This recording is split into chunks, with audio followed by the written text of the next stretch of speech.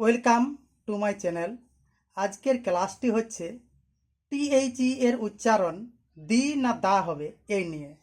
অনেকে টিএইচই এর উচ্চারণ দি না দা হবে জানে না, আবার অনেকে জেনেও ভুল বলে। এসো টিএইচই এর উচ্চারণ কোথায় কি হবে জানা যাক।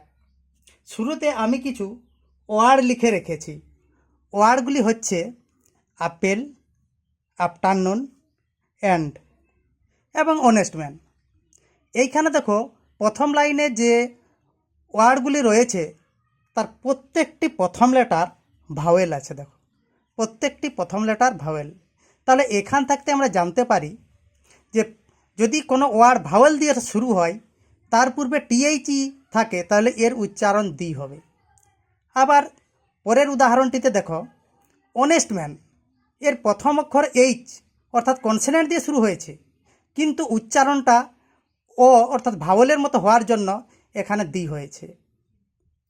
আবার পরের উদাহরণে এসো, এখানে দেখো কিছু ওয়ার্ড আছে হাউস, মর্নিং, কার।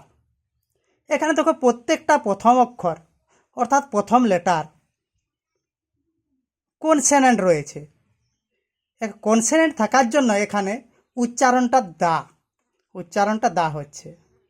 আবার পরের উদাহরণে দেখো ইউনিভার্সিটি, অর্থাৎ প্রথম লেটারটি হচ্ছে ইউ, অর্থাৎ এখানে ইউর উচ্চারণ ইউই রয়েছে, সেই জন্য এখানে টিএইচই এর উচ্চারণ দা হবে।